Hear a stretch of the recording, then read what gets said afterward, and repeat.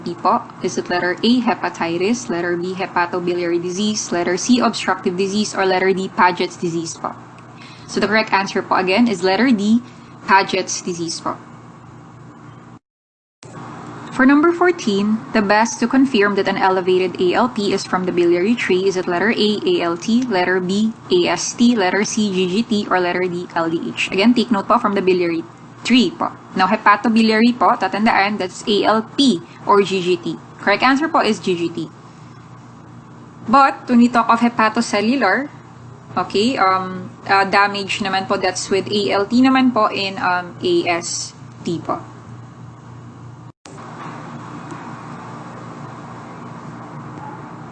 Now, for number 15, okay, sodium determination by the indirect ion selective electrode is falsely decreased by what? Is it letter A, elevated chloride levels, letter B, elevated lipid levels, letter C, decreased protein levels, or letter D, decreased albumin levels? The correct answer po is letter B, elevated lipid levels.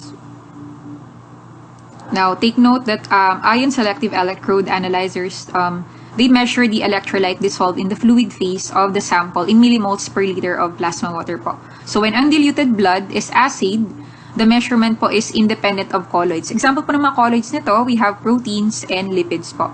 Remember, hyperlipemic samples po can cause falsely low sodium measurements po when assayed by the flame photometry and ISE analyzers po, requiring dilution. Remember, lipids displace plasma water po containing the electrolytes.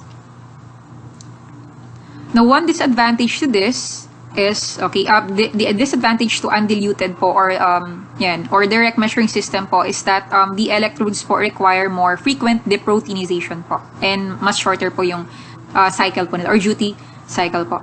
So this ion selective analyzers, by the way, use a microprocessor po to monitor electrode response, slope, drift, and noise po. So when an electrode gives an acceptable response time when measuring an aqueous calibrator, but not when measuring serum, the cause is most often po protein buildup on the membrane.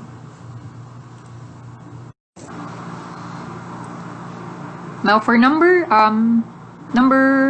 16, a patient has the following test results. So we have increased serum calcium levels, decreased serum phosphate levels, increased levels of parathyroid hormone. Is it letter A, hyperparathyroidism, letter B, hypoparathyroidism, letter C, nephrosis, or letter D, steatorrhea? Okay, so the correct answer is letter A, hyperparathyroidism.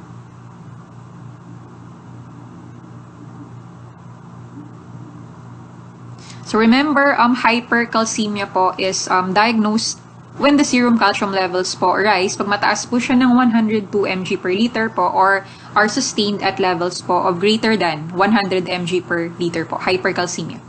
Now, symptoms of hypercalcemia po may range from no symptoms to manifestations po ng polyuria, polydipsia, kidney stones, nauseous, coma. So, malignancy, for example, multiple myeloma, leukemia, or lymphoma po, and hyperparathyroidism. Okay, these account for most causes po of hypercalcemia po. So, we have yung primary hyperparathyroidism po. This most often results, again, primary hyperparathyroidism po, most often results from parathyroid adenoma or hyperplasia po. So, additionally, yung hyperparathyroidism, this is primary hyperparathyroidism, can be associated with other endocrine disorders po. Collectively, we refer to as multiple endocrine neoplasia. So this involves the pituitary, pancreas, thyroid, and adrenal glands. Again, remember, for primary hyperparathyroidism po, calcium po ay increased, ang PTH po is increased, at ang phosphorus naman po is normal to decrease. Now, for secondary hyperparathyroidism naman, this is a condition po associated po with an attempt for the body to compensate po for hypocalcemic states. Now, this is commonly seen, itong secondary hyperparathyroidism po is seen in patients po with renal failure po. who cannot excrete phosphorus po. Kaya, nagre-result po to sa decrease in calcium po, which stimulates the secretion of PTH po. So remember, again, in secondary hyperparathyroidism naman, serum calcium po is low, PTH naman po is increased, and phosphorus po is increased. Now, for number 17, again, 17 po, a condition characterized by hypercalcemia in the presence of normal PTH. Again, a condition characterized by hypercalcemia in the presence of normal PTH po. Is it letter A, primary hyperparathyroidism? Letter B, secondary hyperparathyroidism? Letter C, tertiary hyperparathyroidism? And letter D, malignancy. Pa-highlight naman po ng hypercalcemia and normal PTH po. Correct answer is letter D, malignancy. Now, remember this table. Sa metastatic carcinoma po, PTH is normal while calcium is increased po. For parathyroid hyperplasia po, PTH is increased but the calcium po is decreased. And for parathyroid adenoma po, PTH is increased and the calcium po is increased.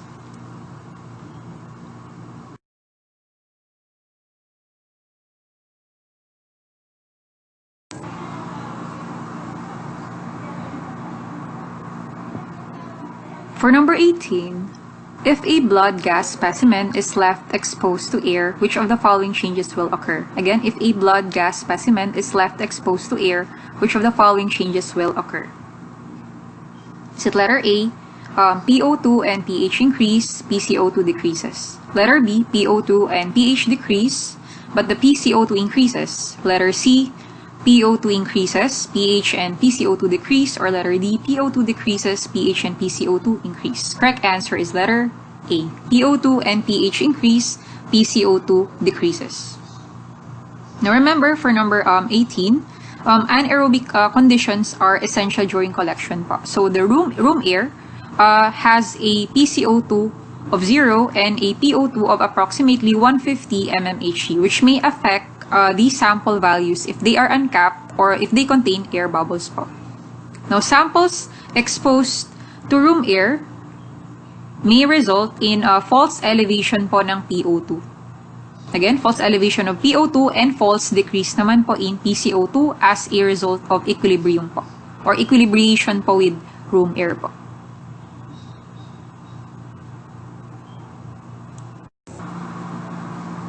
So now let's go to these. We have respiratory acidosis po, that's excess carbon dioxide accumulation. And for respiratory alkalosis, that's excess carbon dioxide loss. For metabolic acidosis, that's excess hydrogen production. And for metabolic alkalosis po, excess hydrogen loss or hydrogen ion loss or excess alkali intake. Now, under respiratory acidosis, we have these conditions. For example, respiratory diseases po, like pneumonia, emphysema, COPD, or chronic obstructive lung disease, myasthenia gravis. Respiratory alkalosis naman in conditions, for example, CNS disorders and also anxiety.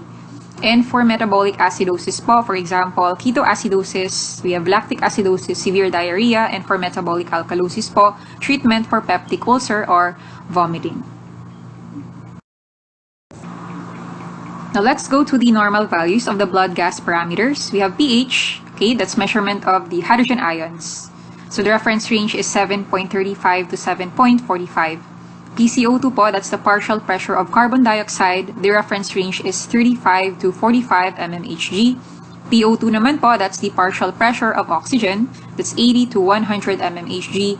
And bicarbonate, that's 22 to 26 millimoles per liter. And we have total carbon dioxide naman po, 23 to 27 millimoles per liter. Now, going back sa respiratory acidosis, sa respiratory acidosis po, that's acidosis, meaning low po ang pH. And excess po ang carbon dioxide accumulation. Kaya high ang carbon dioxide, normal naman ang bicarbonate po. Now, the compensation to this respiratory acidosis po, is to retain the bicarbonate po and excrete hydrogen ions po. Now, for respiratory alkalosis naman, that's alkalosis, tama? Meaning high pH plus excess carbon dioxide loss. Kaya po low ang, low yung PCO2 or mababa po yung PCO2 po. Okay, and kung mapapansin nyo po, normal naman po yung bicarbonate. Now, to re-establish the 20:1 ratio po, yung compensation for this is to is for the kidneys to excrete bicarbonate po and retain hydrogen ions. In metabolic acidosis, on the other hand, okay, metabolic acidosis po, that's acidosis, again, meaning low pH po, plus excess hydrogen ion production po. Kaya mababa po si bicarbonate. Okay, normal naman po si PCO2. And of course, the primary compensation here sa metabolic acidosis po is hyperventilation to blow off carbon dioxide. And for metabolic alkalosis naman, that's alkalosis, meaning high ang pH, excess naman po yung hydrogen loss. Okay, so kaya mataas naman po si bicarbonate sa metabolic alkalosis. And in compensation po, for this metabolic alkalosis po, we have hypoventilation po. This is to retain carbon dioxide. Now for number 19, again, po, number 19, respiratory acidosis po is described as A or N. Is it letter A, increase in carbon dioxide content in PCO2 with decreased pH? Letter B, decrease in carbon dioxide content with an increased pH? Letter C, increase in carbon dioxide content with an increased pH? Or letter D, decreased in carbon dioxide content and PCO2 with a decreased pH po? Okay, correct answer po is letter A, increase in carbon dioxide content, again, and PCO2 with a decreased pH. So, kagaya ng sinabi ko kanina, respiratory acidosis po, again, acidosis po meaning low ang pH, excess po yung carbon dioxide accumulation. Kaya high po ang carbon dioxide, normal naman po yung bicarbonate. Okay, for let's go to number 20. Which of the following is the primary mechanism of compensation for metabolic acidosis po? Is it letter A, hyperventilation? Letter B, release of epinephrine. Letter C, aldosterone release. Or letter D, bicarbonate excretion. Again, which of the following is the primary mechanism of compensation for metabolic acidosis? Okay, correct answer po is letter A, hyperventilation po. Again, sa metabolic acidosis, that's acidosis meaning low po ang pH, plus excess hydrogen ion production. Kaya mababa po si bicarbonate. Now, yung primary compensation again, this is hyperventilation to blow off carbon dioxide. Okay, let's go to number 21. Which test is used to distinguish Cushing's disease or pituitary Cushing's from Cushing's syndrome caused by adrenal tumors? Is it letter A, low-dose overnight dexamethasone suppression test? Is it letter B, petrosal sinus sampling? Letter C, is it serum ACTH? Or letter D, is it 24-hour urinary free cortisol? Okay, correct answer po is letter C, serum ACTH. Again, for number 21 po, answer is letter C, serum ACTH. By the way, we have the Cushing syndrome, tama. Cushing syndrome po, that's hypercorticolism. This is the general term used to describe any condition resulting from increased cortisol. So, a condition referred to as pseudo-Cushing syndrome naman po may exist with chronic alcoholism po or high level po of cortisol binding globulin po associated with pregnancy po or the use of contraception po. Yun po yung pseudo-Cushing syndrome naman, which can be easily confused with Cushing syndrome. Now, causes of course of Cushing syndrome include iatrogenic or non-iatrogenic po. When we say non-iatrogenic causes po, this include pituitary tumors po, which make up around 60% po of all cases. Ectopic ACTH naman, that comprises about 20% po of all cases. And we have adrenal adenoma and adrenal carcinoma po, that's the combined 20% po of all cases. Now remember, Cushing syndrome po is divided into broad categories po. We have the ACTH dependent and the ACTH independent. Yung ACTH dependent po, that's Cushing's disease. Yung ACTH independent, that's Cushing syndrome. Now, tatandaan for Cushing's disease po, this is caused by an ACTH producing pituitary tumor po. Now, the feedback control system po is non-functional po. And this condition po is characterized po by increased po ang cortisol and ACTH po. Again, for Cushing's disease, increased cortisol and increased ACTH po. Increased din po yung glucose, sodium, and aldosterone po. Note po, take note po that cortisol po in very high levels po can have mineralocorticoid activity po. On the other hand, si Cushing syndrome naman po, this is caused by adrenal adenoma that produces excess cortisol po. Now, the feedback control system here is functional. So, this condition po is characterized by increased cortisol, decreased naman po ang ACTH. Again, for Cushing syndrome, increased cortisol, decreased ACTH po. Now, increase po yung glucose, increase din ang glucose, sodium, and aldosterone po. Of course, we have the clinical features of Cushing syndrome that includes muscle weakness, truncal obesity, hypertension, osteoporosis po, and glucose intolerance po. Now, let's go to the laboratory diagnosis of Cushing syndrome. Okay, this includes a screening test. Of course, this is used to detect hypercorticolism po. We have the overnight dexamethasone suppression test. Okay, in here, 1 milligram dose of dexamethasone is given at 11 p.m. So, and then at 8 a.m. naman po, yung plasma cortisol levels po are collected po. So, in overnight dexamethasone suppression test, remember po that cortisol of 5 micrograms per DL or less po is considered normal. Again, for overnight dexamethasone suppression test, cortisol levels of 5 microgram per DL or less is considered normal po. Pag mataas naman po, if the cortisol naman is 10 microgram per DL or greater naman po, this is hypercorticolism po. And we also have urine-free cortisol test. This involves naman a 24-hour urine collection. Okay, so that's urine cortisol less than 50 microgram per 24 hours po is considered normal po. Pag mataas naman po ng 50 microgram per 24 hours po, okay, that's hypercorticolism po. Okay, so that's cortisol at midnight po. Okay, when cortisol levels po are at their lowest po. So, a plasma sample po or salivary sample po is collected at 12 a.m. po. Again, pag cortisol po is less than 5 microgram per DL, normal pa po yan. And pag cortisol naman po 5 microgram per DL or greater, that's hypercorticolism po. So, here, may table po tayo ng mga conditions and their screening and confirmatory test po. For acromegaly or growth hormone excess, screening test is somatomedin C. Confirmatory is glucose suppression test. For growth hormone deficiency, screening test is exercise test. Again, for Addison's disease naman, or we call that as hypocorticolism, tama? That's ACTH simulation test and corsyntropin simulation test as the screening test and insulin tolerance test po as the confirmatory test. And sa differentiating test. These are tests used to differentiate the causes of hypercorticolism naman. So we have plasma ACTH. Serum ACTH po. Assays, they are very helpful in distinguishing again the cause of Cushing syndrome po. Patients with adrenal tumors po, yung serum ACTH nila po ay nag-approach ng 0. While for patients with ectopic ACTH tumors po, ang serum ACTH naman nila ay more than 200 pg per DL po. So 50% po ng patients with Cushing's disease have high AM ACTH levels po. That's between 100 to 200 pg per DL po.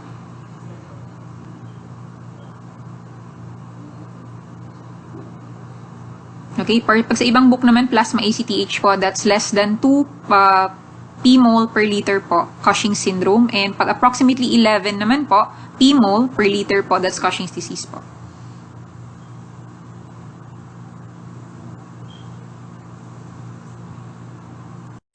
And we also have yung high-dose dexamethasone suppression test po. Ginagamit din po to after receiving an 8 mg dose of dexamethasone po. So, patients with Cushing's disease show more than 50% suppression of cortisol po. Suppression of cortisol release, after receiving an 8 mg dose po ng dexamethasone. Patients naman po with adrenal tumors or ACTH po do not show suppression po. And we also have inferior petrosal sinus sampling po. Here, of course, the petronal sinuses drain the pituitary po. So, this is used to determine po if a high ACTH po is from the pituitary glands po.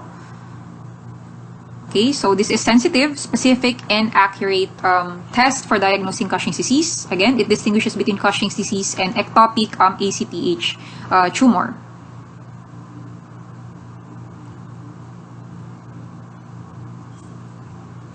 So, we also have by the way, CRH stimulation po and petrosal sinus sampling, they are confirmatory tests for Cushing's disease po, and they are used po when the high-dose dexamethasone suppression test po is inconclusive po. Other than that, we also have the metirapone, na hindi ko na-include dyan. Metirapone stimulation test naman po measures the patient's ACTH reserve po. So, this metirapone blocks cortisol formation po by inhibiting yung tinatawag nating beta hydroxylase. So this causes an increase in ACTH. Pag sa normal individuals po, increase po yung ACTH output po. Again, sa metirapone stimulation test. And don't forget, nasa table po, nakalagay, we have yung adrenal Cushing syndrome. Remember po, that's low ACTH, high cortisol. Pituitary Cushing syndrome, Cushing's disease, again, that's high ACTH or high cortisol po. And for congenital adrenal hyperplasia po, that's high ACTH and low cortisol po.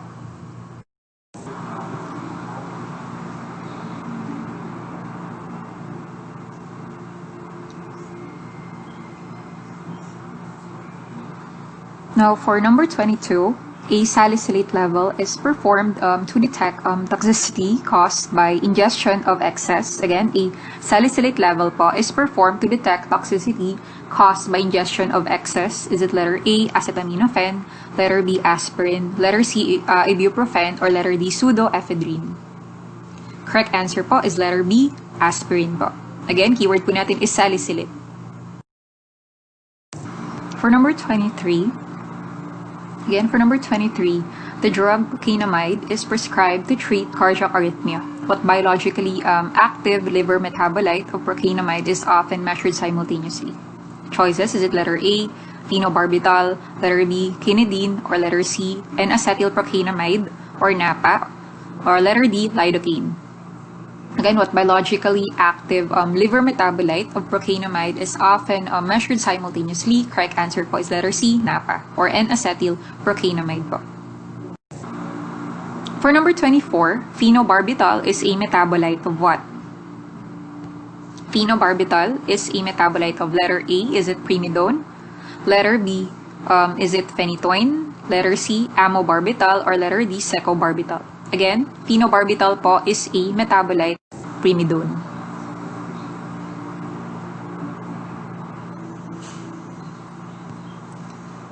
Next, for number 25, sorry.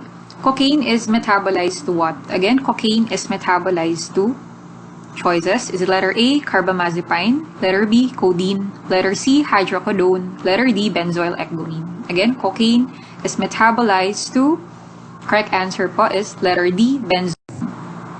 Now, so much for the metabolites. Okay, for codeine, we have morphine, hydrocodone, and norcodeine. For amphetamine, we have 4-hydroxyamphetamine, 4-hydroxynorepinephrine, and many others like benzoic acid, hippuric acid, norepinephrine, and phenylacetoin. Now, propoxyphene, metabolite is norpropoxyphene, and for cocaine, that's benzoyl ecgonine. To include norcocaine and cocaethylene. Remember, cocaine itself has a half-life of 1 to 2 hours, while benzoyl ecgonine has an estimated half-life of 7 to 9 hours po. Now, benzoyl ecgonine is detectable in urine within 2 to 3 hours and for a period of 2 to 3 days after a single use.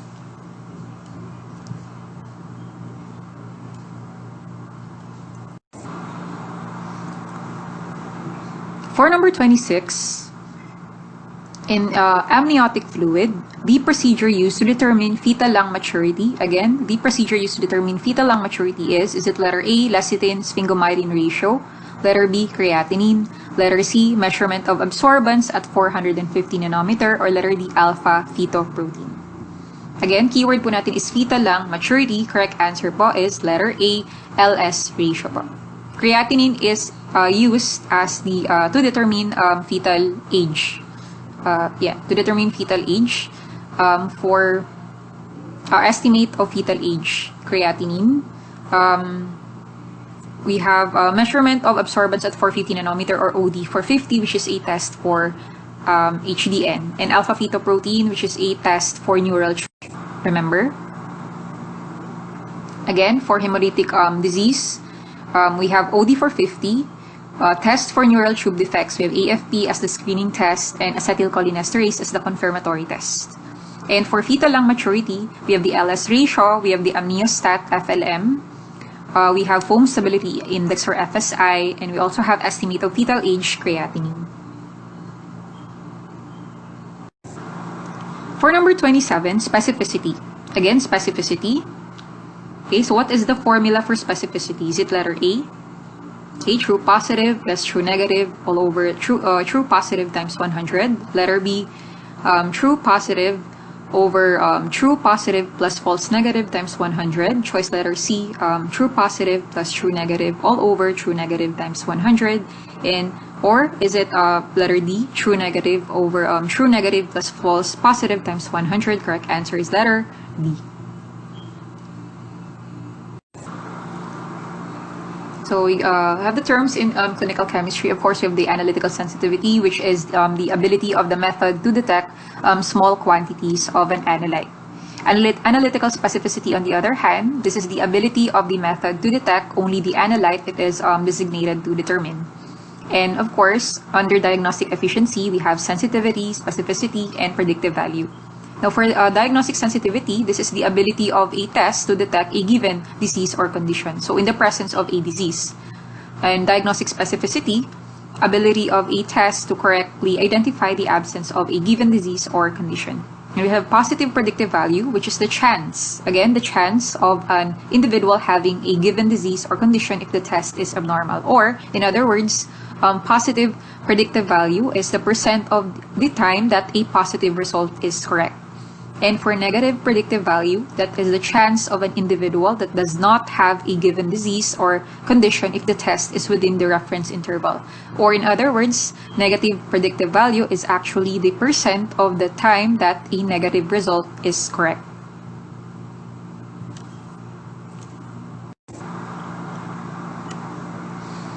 Okay, so those are the formula for diagnostic sensitivity. So we're more on true positives. Again, more on true positives and few false negative. For diagnostic specificity, more true negatives and few false positives. For positive predictive value, again, the percent of the time that a positive result is correct. So that's more on positive. So true positive over true positive plus false positive times 100. And for negative predictive value, that's more on negative. So true negative over true negative plus false negative times 100. Again, negative predictive value is the percent of the time that a negative result is correct. For number 28, which of the following statistical test is used to compare the means of two methods? Again, which of the following statistical test is used to compare the means of two methods? Is it letter A, student's t-test, letter B, F distribution, letter C, correlation coefficient, or letter D, linear regression analysis? Again, please highlight means. Again, means we have student's t-test. For number 28, letter A. So remember, the mnemonics TAMS. Again, remember the mnemonics TAMS and FSRP. We have t-test, accuracy, mean, systematic.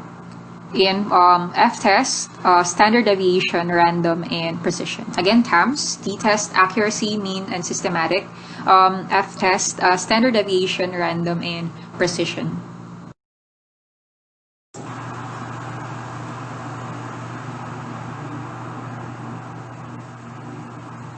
For number 29, megaloblastic asynchronous development in the bone marrow indicates which one of the following?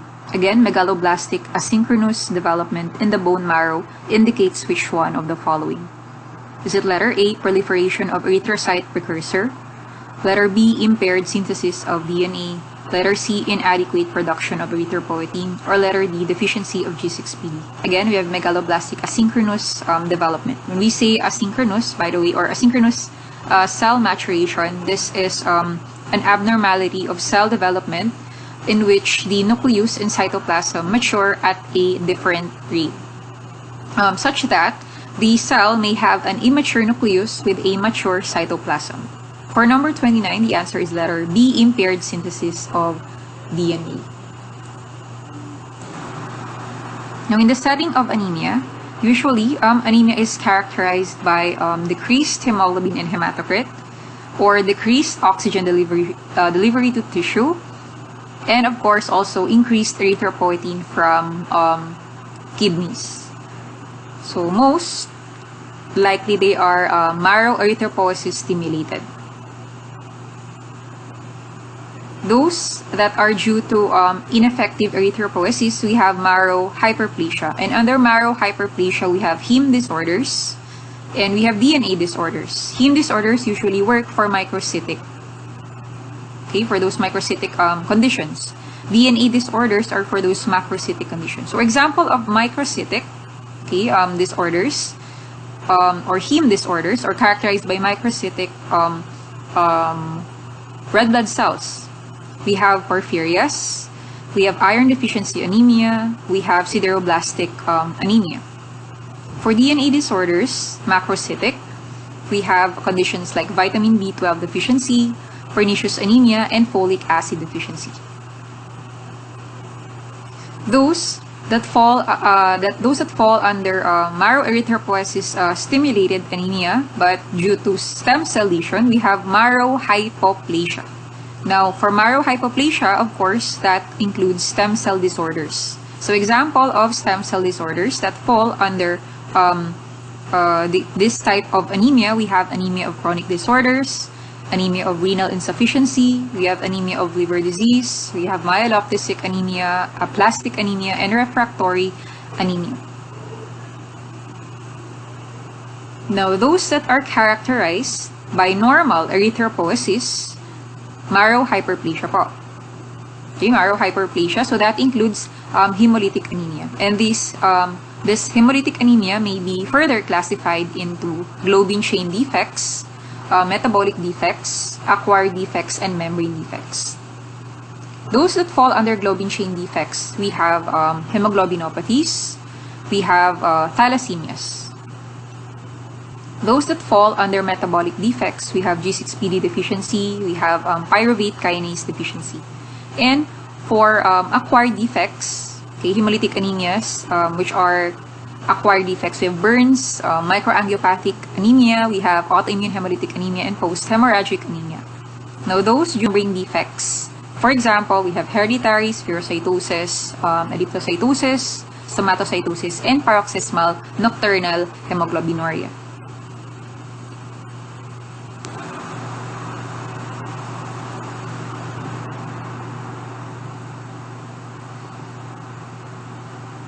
We have those anemia with microcytic hypochromic RBCs. We have those microcytic hypochromic anemia. Those include iron deficiency anemia. We have anemia of chronic disease or inflammation. We have lead poisoning and thalassemia trait. Now, for iron deficiency anemia, remember this is characterized by decreased serum ferritin, decreased serum iron, and percent saturation, but of course increased total iron binding capacity. Now, for chronic disease or inflammation, this is characterized by normal or increased serum ferritin. Serum iron is also decreased, but remember, total iron binding capacity is decreased. Again, for IDA, decreased serum ferritin, but in chronic disease, that's normal or increased serum ferritin. Now, for lead poisoning, of course, this is we have the most common laboratory finding in lead poisoning of the basophilic stippling. Also, in lead poisoning, of course, increased blood lead or increased serum lead and increased FEP. And for thalassemia trait, remember that's normal serum, normal total iron binding capacity, but increase, of course, that's increased A2 and increased hemoglobin F.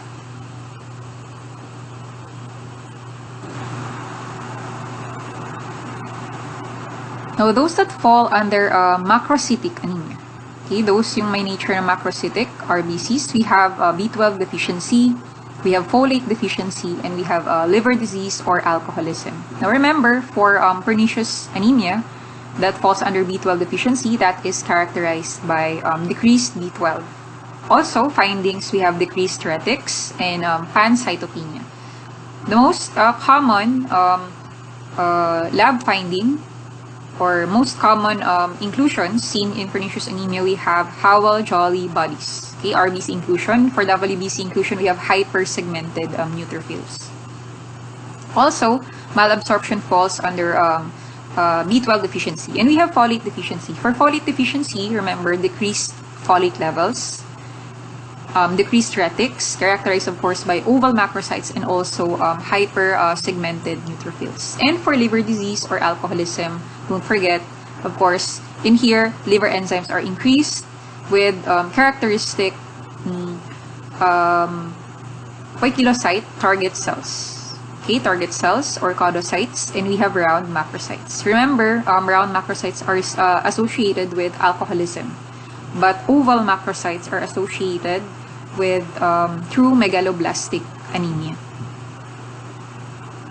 We also have, normocytic normochromic anemia. So for normocytic normochromic anemia, we have antibody-mediated, we have membrane defects, and we have enzyme deficiency. Now, under antibody-mediated, we have PCH, we have cold agglutinin disease, and we have warm autoimmune hemolytic anemia.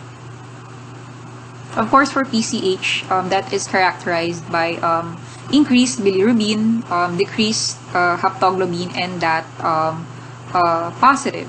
And also, we have the donut Landsteiner antibody with anti-T specificity. Now, for membrane defects, we have hereditary spherocytosis, we have hereditary elliptocytosis. Now, for hereditary spherocytosis, that's common lab findings. We have increased osmotic fragility with spherocytes, of course, increased MCHC. And for hereditary elliptocytosis, if more than 50% of the RBCs are elliptocytes or elliptocytic in form, that's indicative of hereditary elliptocytosis. Now, for PNH, remember PNH Ham's test positive, sucrose hemolysis positive. And also a confirmatory test, we have the flow cytometry for negative for CD55 and negative CD59. And for enzyme deficiency, we have G6PD and pyruvate kinase. Remember, for G6PD, decreased G6PD but with Heinz bodies. And for pyruvate kinase, that's decreased PK but with no Heinz or without Heinz bodies. Now, aside from those, under normocytic normochromic, we have decreased production loss and hemoglobin defects. Now, under decreased production loss, we have aplastic anemia and acute blood loss. Now, remember, for aplastic anemia, okay, so that is characterized by a hypocellular bone marrow. Of course, decreased retics and pancytopenia. Again, keyword for aplastic anemia is pancytopenia. And for acute blood loss, we have normal bone marrow and increased retics. And of course, for hemoglobin defects, we have definitive poikilocytes on smear. So let's go to let's go to the poikilocytes. So for acanthocyte, remember, acanthocytes may be seen in abeta-lipoproteinemia and severe liver disease. Just a recap. And we have echinocytes or Burr cells. This may be found in uremia, or it may exist, or they may exist as artifacts due to the alkaline glass effect. And we have also elliptocytes. Again, if more than 50% of RBCs are elliptocytic in nature, that's indicative of hereditary elliptocytosis. It is also associated with IDA and thalassemia. For macroovalocyte, of course, that is seen in megaloblastic anemia. And we have the helmet or keratocytes, that's indicative of hemolytic processes. And for schistocytes, those are RBC fragments. Okay, this may be due to mechanical trauma, injury, or heat. So this may be seen in the IC or hemolytic processes. Of course, sickle cell, we call that astroepanocyte, seen in certain hemoglobinopathies like HBSS, hemoglobin SS. And we have for spherocytes can be seen, remember, in ABO-HDN and other hemolytic processes. Now, stomatocyte or mouth cell, that's indicative of hereditary stomatocytosis. If more than 50%, again, are stomatocytes. It can be also seen in liver disease. And we have target cells or caudocytes. Again, they may be found in liver disease, thalassemia, and other hemoglobinopathies. And we have teardrop cell or the cryocyte. Teardrop cells can be seen in extramedullary hematopoiesis, in thalassemias, and also in pernicious anemia.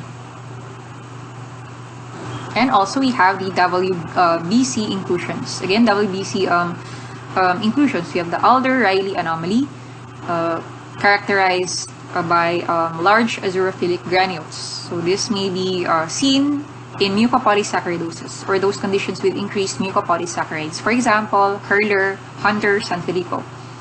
And we have Chidiac-Higashi.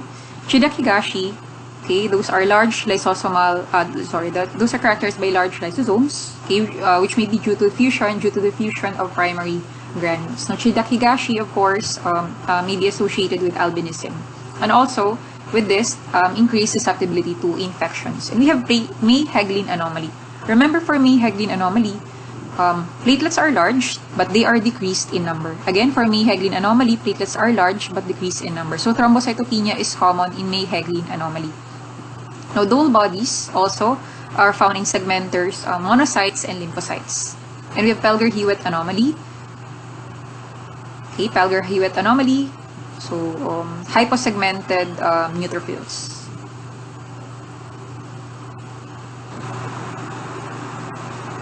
Now, for number 30, again, for number 30, the most characteristic peripheral blood smear finding in multiple myeloma is, again, the most characteristic peripheral blood smear finding in multiple myeloma is, okay, choices. Is it letter A, plasmacytic satelitosis in bone marrow? Letter B, many plasma cells in the peripheral blood? Letter C, many Mott cells in the peripheral blood? Or letter D, Rouleau formation of the red cell?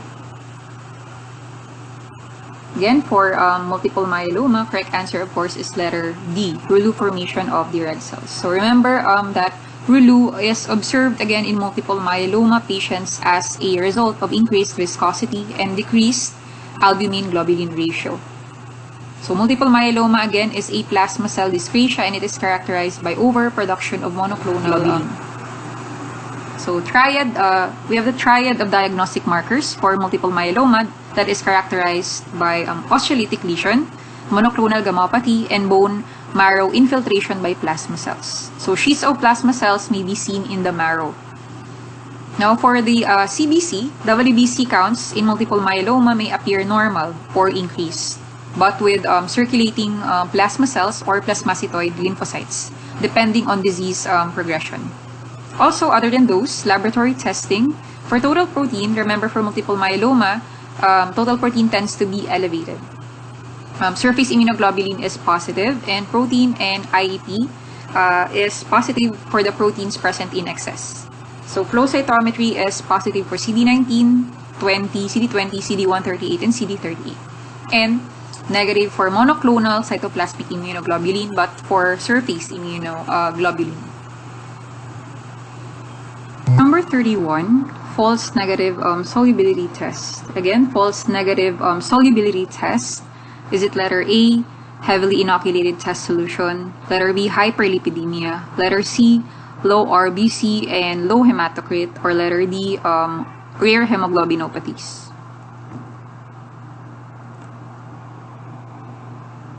Okay, the correct answer for false negative solubility test is letter C, low RBC and low hematocrit. Remember, heavily inoculated test solution, hyperlipidemia, and rare hemoglobinopathies, these are false positive solubility tests. While inadequate number of RBCs as well as low hematocrit may lead to false negative solubility tests. Now for number 32, again for number 32, refer to the following illustration. Question, which electrophoresis pattern is consistent with sickle cell trait? Again, which electrophoresis pattern is consistent with sickle cell trait? Is it letter A, pattern A, letter B, pattern B, letter C, pattern C, or letter D, pattern B? Again, take note, sickle cell trait. Now for sickle cell trait, okay, the correct answer is letter A, pattern A. Why pattern A? For sickle cell trait, remember, as you can see in the pattern A, 55 to 60% is hemoglobin A1, okay, and 40 to 45% is hemoglobin S, okay, which is true for the pattern A. Again, that is true for pattern A. Again, remember 55 to 60%, take note, okay, for, as you can see in the electrophoresis pattern, okay, in the illustration, in the cellulose acetate strip, again, 55 to 60% for hemoglobin A1, 40 to 45% for hemoglobin S. But if yung question po is sickle cell anemia, for sickle cell anemia naman, 80 to 100% po is seen in hemoglobin S. Again, 80 to 100% is seen in hemoglobin S. So if there is a question, for example, yung question po is sickle cell anemia po, the possible answer might be letter pattern, letter B, for sickle cell anemia. Again, 80 to 100% po ang hemoglobin S for sickle cell anemia. Next, for number 33. Again, for number 33, which of the following is associated with pseudo-Pelger-Hewitt anomaly? Again, which of the following is associated with pseudo-Pelger-Hewitt anomaly? Choices. Letter A, is it aplastic anemia? Choice letter B, iron deficiency anemia. Choice letter C, myelogenous leukemia. Or letter D, Chidiac-Higashi syndrome. Again, which of the following is associated with pseudo-Pelger-Hewitt anomaly? Correct answer is letter C, myelogenous leukemia. Remember, pseudo-Pelger-Hewitt anomaly can be seen in chronic myelogenous leukemia or CML, can be seen in MMM, and it can also be seen in chemotherapy. Again, pseudo-Pelger-Hewitt anomaly can be seen in CML, MMM, and also chemotherapy.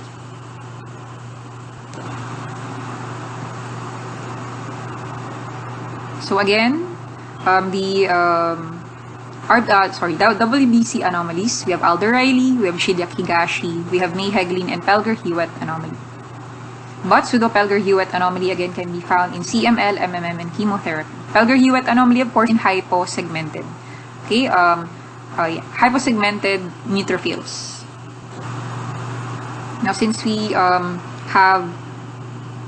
since we had aplastic anemia and pure red cell, aplastic anemia and one of the choices, let's discuss pure red cell aplasia. When we say pure red cell aplasia, this is a hyperproliferative disorder. Actually, both of them, pure red cell aplasia and aplastic anemia, they are both hyperproliferative disorders. When we say hyperproliferative disorders, they are characterized by decreased or production of cell lines. Okay, of cell lines. So, in pure red cell aplasia, the bone marrow exhibits decreased production of RBCs and RBC precursors. Take note, for pure red cell aplasia, decreased po yung production ng RBC and RBC precursors. Whereas, other cell lines po are present and are normally produced. Again, RBCs and RBC precursors po yung affected pag sa pure red cell aplasia. But yung cell lines are present and are normally produced, and they may be acquired or congenital. Now, we have yung Diamond-Blackfan anemia. This falls under congenital pure red cell aplasia po. Other than Diamond-Blackfan anemia, we have CDA, or congenital dyserythropoietic anemia, and we have anemia of chronic disease. So remember, CDA leads to ineffective erythropoiesis. ACD naman, this is, of course, individuals are unable to produce erythropoietin, which leads to decreased production of RBCs. And we have also aplastic anemia. So remember, aplastic anemia, okay, these are rare disorders characterized by pancytopenia. Gaya ng sinabi ko kanina, ang keyword po is pancytopenia in the peripheral circulation. In aplastic anemia, results are characterized by a decreased marrow production po ng RBC, WBC, and platelets. Again, affected po lahat ng cell lines, RBC, WBC, and platelets po because of deficiency or damage to the hematopoietic stem cell lines. So we have under aplastic anemia, we have the inherited aplastic anemia. So this includes Fanconi's anemia, we have dyskeratosis congenita, and also Schwarzman-Diamond syndrome.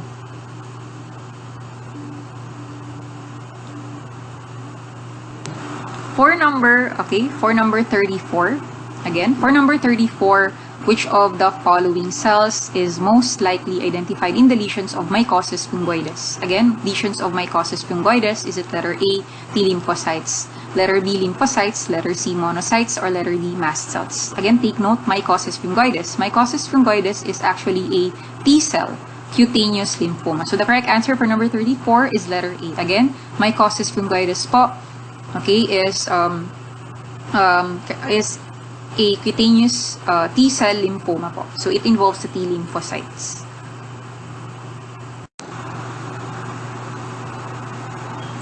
Okay, for number 35, a 1:200 dilution of a patient's sample was made and 336 red cells were counted in an area of 0.2 mm². Question, what is the RBC count? Again, a 1:200 dilution of a patient's sample was made and 336 red cells were counted in an area of 0.2 mm². Question, what is the RBC count? Is it letter A, 1.68 times 10 raised to the 12 per liter? Letter B, is it 3.36 times 10 raised to the 12 per liter? Letter C, is it 4.46 times 10 raised to the 12 per liter? Or letter D, 6.66 times 10 raised to the 12 per liter? Now remember to solve for, since we were asked to solve for the total RBC count, that's cells per cubic mm. So that's cells, number of the cells times the dilution factor all over the area factor times the depth factor. Now given, we have 3.36, that's the number of cells times 200 all over 0.2 mm squared times 0.1, which is the depth factor. So we get 3,360,000 per cubic millimeter, or in SI, we have 3.36 times 10 raised to the 12 per liters. Therefore, the correct answer is letter B. Again, for number 35, the correct answer is letter B. About for number 36, sorry. A blood smear shows 80 nucleated red cells per 100 leukocytes. Now, the total leukocyte count is 18 times 10 raised to the 9 per liter. The true white cell count expressed in SI units is, okay, is it letter A, 17.2 times 10 raised to the 9 per liter? Letter B, is it 9 times 10 raised to the 9 per liter? Letter C, is it 10 times 10 raised to the 9 per liter? Or letter D, is it 13.4 times 10 raised to the 9 per liter? Now again, since we are asked to solve for the corrected WBC count, that's uncorrected WBC count times 100 all over 100 plus n RBC. So therefore, given, we have 18, right? Total leukocyte count is, or the uncorrected WBC count is 18 times 10 raised to the 9 per liter. So we put 18 times, okay, the times 100 all over constant, that's constant, and all over 100 plus the nucleated RBC is 80. So we get 10 times 10 raised to the 9 per liter. The correct answer for number 36 is letter C. Again, for number 36, we have letter C, 10 times 10 raised to the 9 per liter. Don't forget, again, for WBC count, we use, okay, for 1:20 dilution, we count WBCs in 4 corner squares. And of course, the depth of the improved Neubauer is 0.1, okay, or a factor of 10. Okay, so that's WBC count is WBC times the area factor times the depth factor times dilution factor.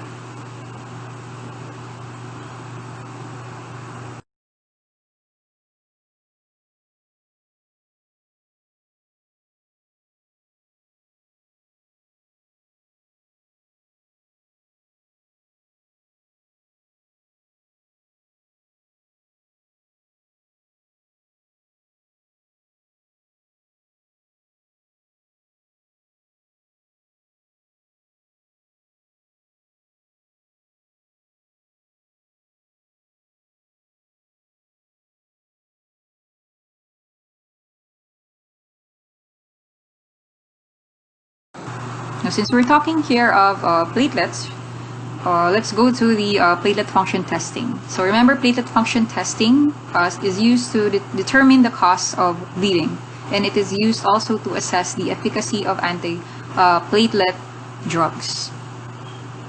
Now, for platelet aggregation studies, okay, we have the platelet aggregometry, which is used for the detection of inherited platelet disorders. And remember, platelet aggregometry uses platelet-rich plasma. Again, platelet aggregometry uses platelet-rich plasma. And we have Lumi aggregometer. Lumi aggregometer, on the other hand, measures dense granule secretion and uses whole blood. We have the Verify Now P2Y12. It measures the platelets' response to antiplatelet drugs.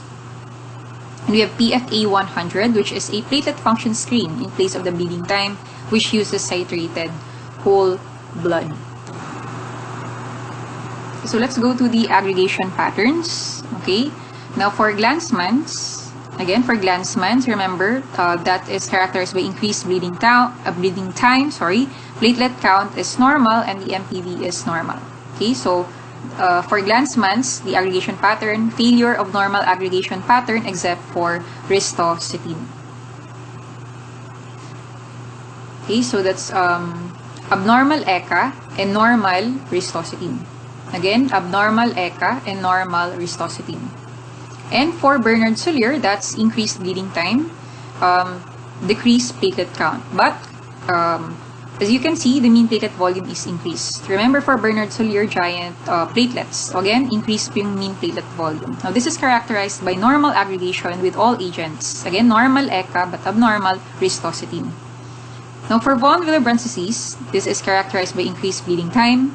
The platelet count may be normal to decrease, okay? But the MPV, as you can see, is normal.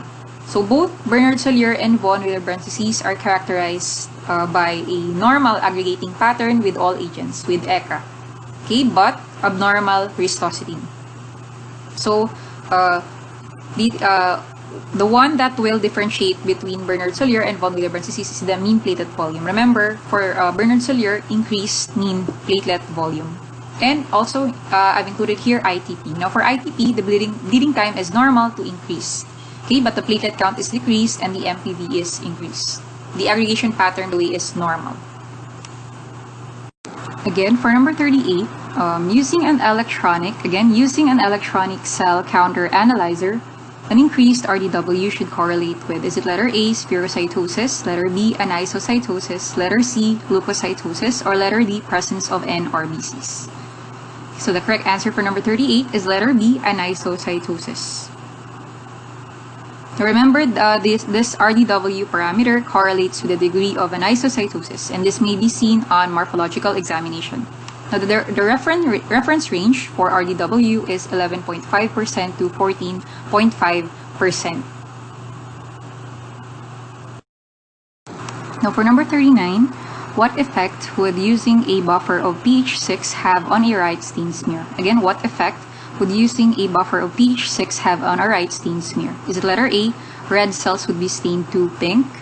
Letter B, white cell cytoplasm would be stained to blue? Letter C, red cells would be stained to blue? Or letter D, red cells would lie on the slide? Correct answer is, again, buffer of pH 6, we have letter A, red cells would be stained to pink. Again, red cells would be stained to pink. 40. Again, for number 40, if a blood smear is dried too slowly, the red blood cells are often, is it letter A, clumped, letter B, crenated, letter C, lysed, or letter D, destroyed? Again, if a blood smear is dried too slowly, the red blood cells are often, letter B, we have crenated.